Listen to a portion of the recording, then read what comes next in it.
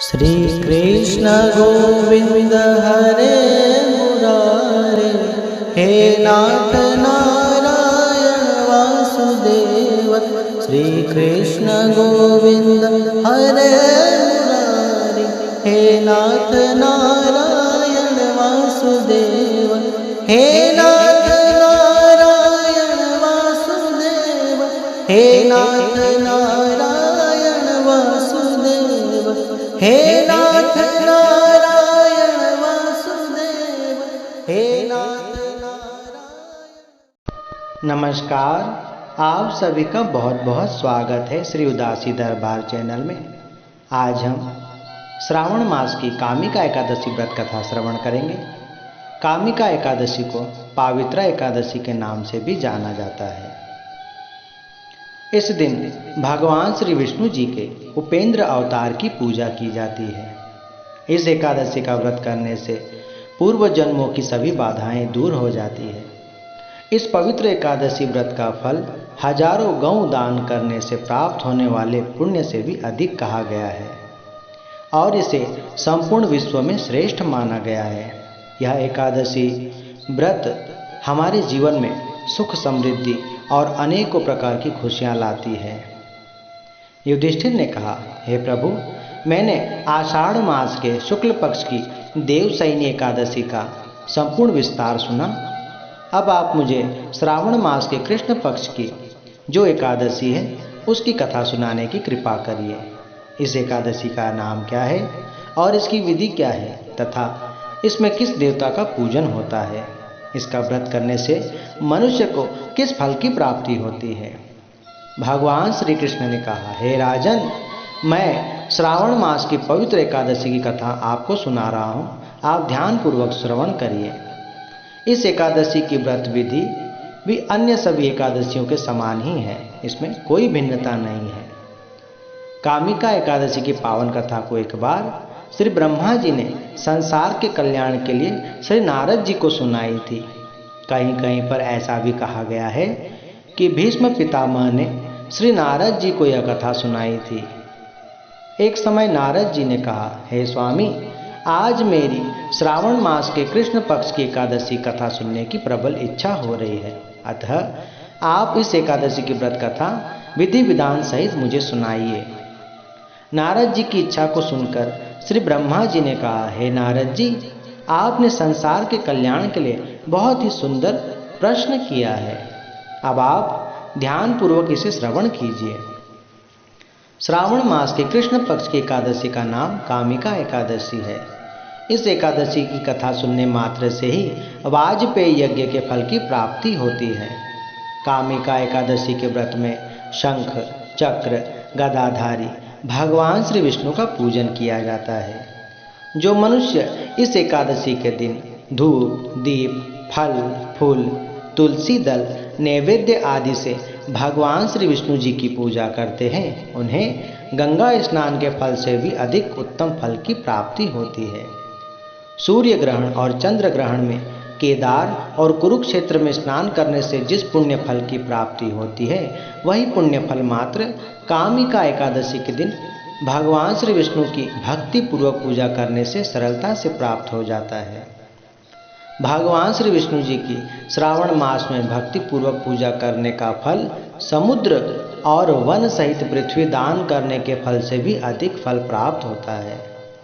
व्यतिपात में गंडकी नदी में स्नान करने से जो फल प्राप्त होता है, वही फल इस दिन भगवान की पूजा करने से मिल जाता है। संसार में भगवान की पूजा का फल सबसे अधिक और सरल है, अतः भक्ति पूर्वक भगवान की पूजा करनी चाहिए।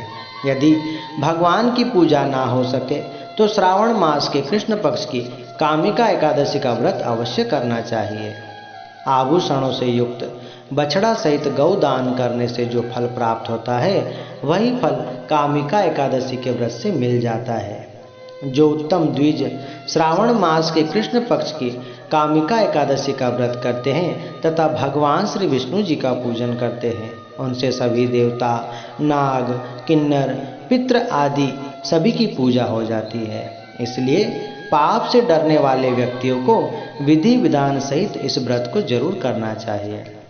संसार सागर, मोह माया तथा पापों में फंसे हुए मनुष्य को इनसे मुक्ति पाने के लिए कामिका एकादशी का व्रत करना चाहिए।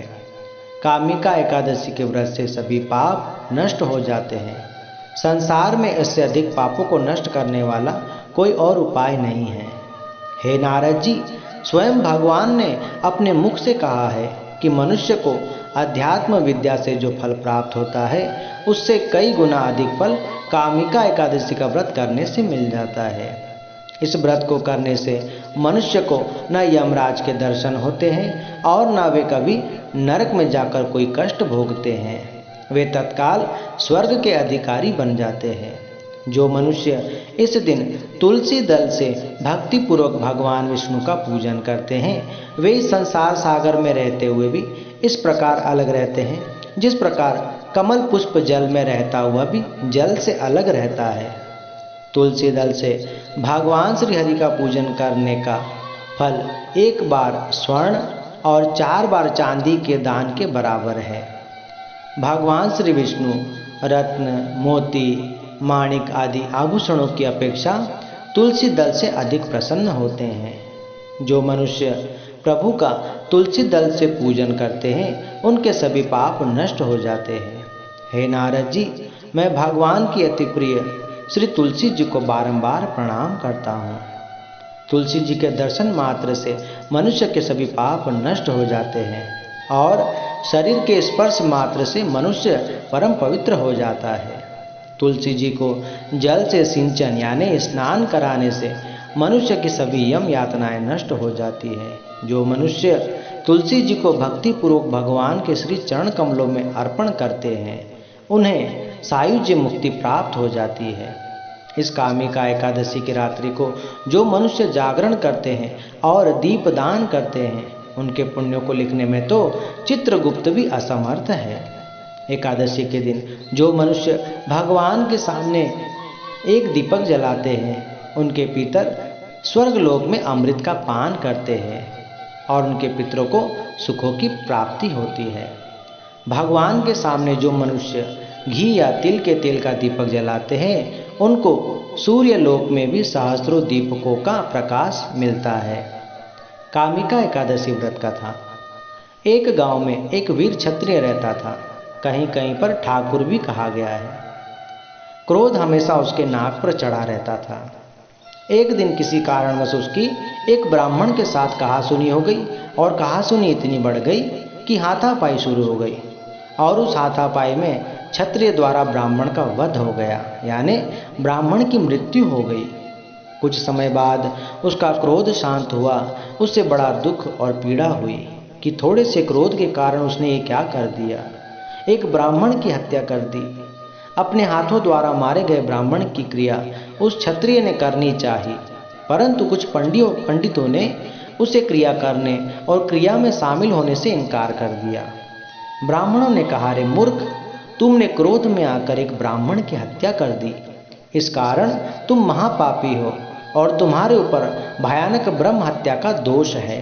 पहले प्रायश्चित कर लो और इस भयानक पाप से मुक्त हो जाओ, तब हम तुम्हारे घर भोजन करेंगे। इसलिए अब हम तुम्हारा सामाजिक बहिष्कार करते हैं। इस पर उस क्षत्रिय को बड़ा दुख हुआ। उससे मन ही मन बड़ी आत्मग्लानि महसूस हुई और वह उस महापाप से छुटकारा पाने के लिए बहुत प्रयास और प्रायश्चित करने के लिए प्रयास करता रहा, पर उसे कोई मार्ग नहीं सूझ रहा था। एक दिन उसे एक साधु मिले और साधु से अपना संपूर्ण हाल कह सुनाया। तब साधु ने कहा, तुमने पाप तो बड़ा भयानक किया है, परंतु फिर भी मैं तुम्हारे प्रायश्चित करने के लिए एक व्रत बता रहा हूँ। उस व्रत के करने से तुम्हारे सभी पाप नष्ट हो जाएंगे और वह व्रत है श्रावण मास में कामिका एकादशी का व्रत। उसे यदि तुम पूर्ण श्रद्धा और भाव से करोगे तो निश्चित तुम्हारा कल्याण होगा और यह भयानक ब्रह्म हत्या जैसा पाप भी मिट जाएगा। साधु के बताए हुए व्रत विधि के अनुसार क्षत्रिय ने पूर्ण श्रद्धा भाव और विश्वास रखकर कामिका एकादशी का व्रत किया और रात्रि में भगवान श्री विष्णु के मूर्ति के समय भी पूजा करते हुए भजन कीर्तन करते हुए वह सो गया। तब उसे रात्रि में स्वप्न में भगवान श्री विष्णु जी के दर्शन हुए। भगवान श्री विष्णु ने क्षत्रिय से कहा कि तुम्हारी भक्ति और निष्ठा देखकर और प्रायश्चित करने की सच्ची भावना देखकर मैं तुम पर बड़ा प्रसन्न हूँ। अब तुम्हारे सभी पाप मिट गए हैं। अब तुम ब्रह्म हत्या जैसे महापाप से भी छूट गए हो। इतना कहकर भगवान अंतर्ध्यान हो गए और वह क्षत्रिय सभी पापों और दोषों से रहित हो गया। उसका मन चित्त सब निर्मल स्वभाव वाला हो गया। उसके जीवन में परिवर्तन आ गया। इस व्रत के करने से ब्रह्म हत्या आदि जैसे बड़े बड़े महापाप सभी नष्ट हो जाते हैं और इह लोक में सुख भोग कर प्राणी अंत में भगवान के श्री विष्णु लोक को जाते हैं। इस कामिका एकादशी के महात्मा के श्रवण व पठन से मनुष्य स्वर्ग लोक को प्राप्त करते हैं। बोलिए श्री एकादशी मैया की जय।